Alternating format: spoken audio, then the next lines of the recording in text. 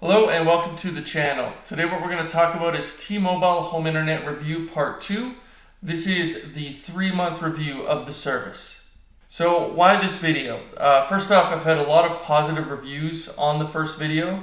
It's highlighted here below. I've also linked it in the description, so go ahead and check it out if you haven't thus far. A lot of people provided their own experiences, which has been great, so that it's not just about how I've had success with this particular service, but getting other people's perspectives as well. Because with this service, mileage very much will vary, and it's great to hear how others have been dealing with that as well. Now, many of you have asked for an update on the service, because when I did that video, it was essentially a 2-week review. And so you wanted to know if it was still performing how I described it in the previous video. And so as part of this video, what I've decided to do is to address some of the questions that I received in the comments from the first video, and also share some recent speed test results as well. So if you're interested in this, keep watching. All right, so question number 1, is the service dependable? And so what you can see here is I continue to have good quality of connection, and then also the running time.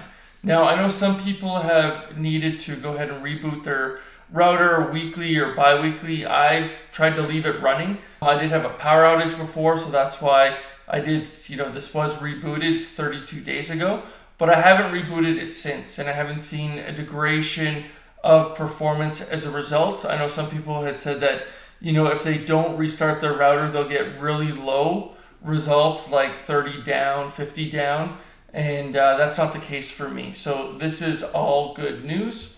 The connection quality continues to remain excellent. So in the first video, I had excellent quality.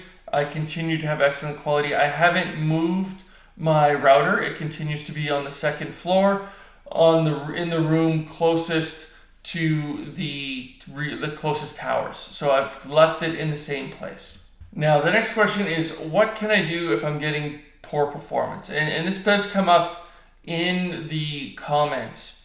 Now, a few suggestions: try moving your router around to find the best spot.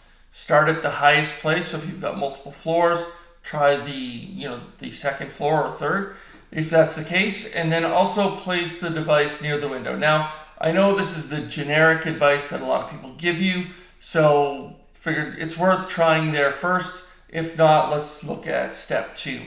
So there is a website called cellmapper.net that allows you to determine the closest tower, and then you can relocate your router to be in the closest point. Now, hat tip to Nader Tater for a great video. He explains this far better than I can, but I did use his video here in order to determine which part of the house I should go ahead and place my router. So it does use a website that's free called cellmapper.net, and basically you'll put in some information, provide some parameters, and then it'll give you a recommendation of where the closest tower actually is. So go ahead and check that out. I'll put this link in the description as well. And then last but not least, I know some people had some mixed experiences with this, but you can always call T-Mobile support and perhaps they can go ahead and help you out with this as well. Next question, have you tried speed tests with different devices? And so I did previously, for that other video. However, I didn't show any of those results. So I figured I would go ahead and give you some more variants of the devices that are generally used on this network, and then just share some results from that perspective. So I won't do this live, but I did these multiple times, so these aren't sort of outliers. I would say these are pretty typical of what a person, or at least I, can expect. So these speed tests were done on a Sunday morning, 8 a.m. local time, and I've got a 2021 Android. Now, this was outside on the patio, so this is going to be a wireless connection. I was able to achieve 210 down, 64 up. Then I had iPhone, and this is a 2018 iPhone, and this test was run inside on the main floor. And as a result, a little bit better results, nothing too crazy, but I was getting 220 down and 66 up. And then lastly, on the Sunday test, a 2019 Surface laptop outside on the patio. Now, these are all wireless tests, And I chose to do wireless for this particular video because it kind of shows what sort of the least I can expect. Obviously, if I plug in wired, I can usually get a little bit higher scores as well. But these were kind of my worst case scenarios, like outside, on the main floor, on the patio, or inside, but on the main floor as well. And so the results kind of only get better from here, but I'm giving you kind of my worst case scenario here. Now, there was a comment about, the type of device that you have does play a role, and this is absolutely true.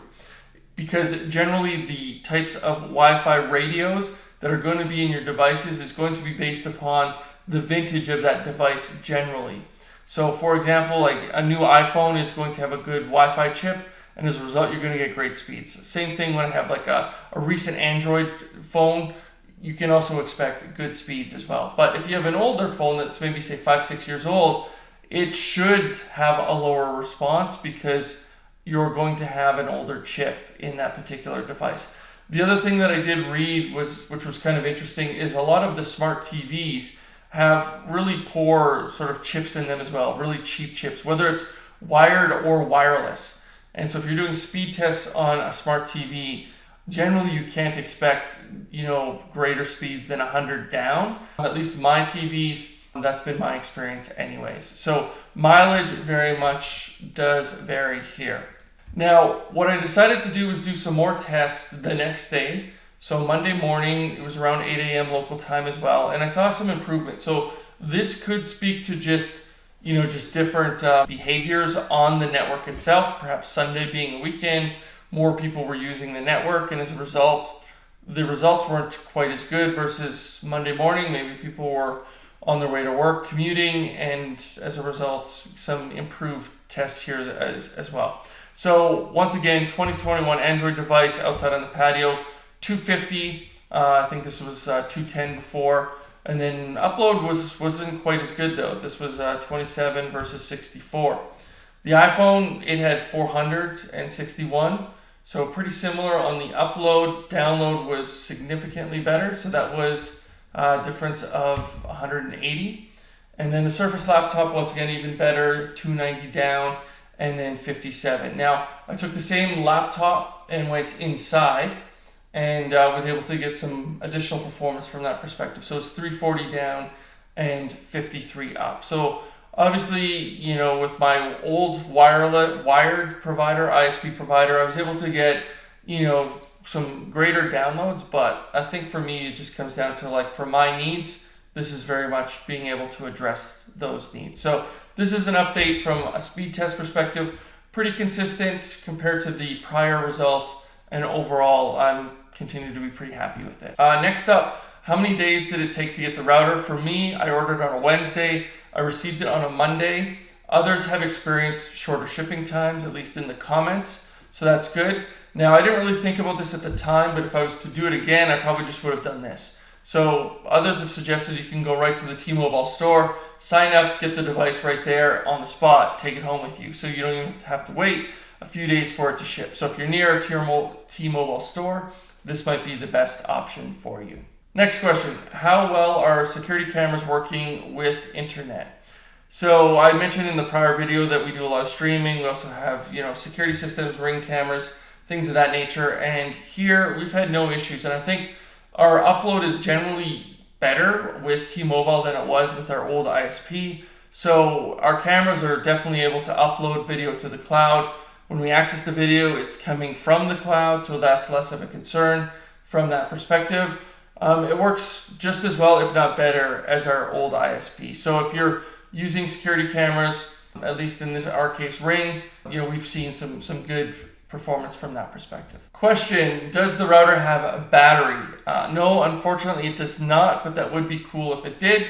Would give you a little bit more portability, maybe if you want to take it to the beach or to the lake or things like that. Having that battery would be pretty cool. But at this point, the model that I have, the one that does not look like a trash can, it does not have a battery.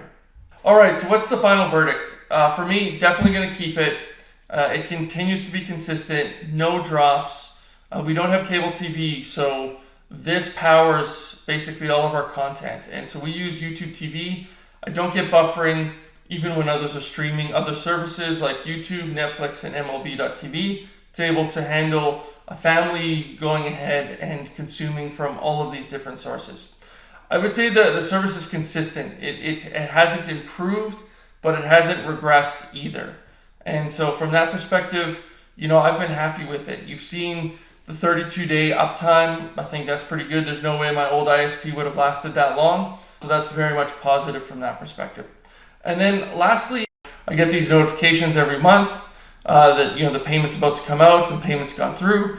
And so from that perspective, life's good. Haven't had any sort of weird bills where I get overcharged or anything like that. So T-Mobile's doing a good job of keeping a consistent billing experience. So that's going to conclude this video. I don't do a ton of product reviews, but feel free to go ahead and like, subscribe. Comments are welcome. It'd be great to hear from you. I heard from a ton of people on the first video, which was awesome to hear.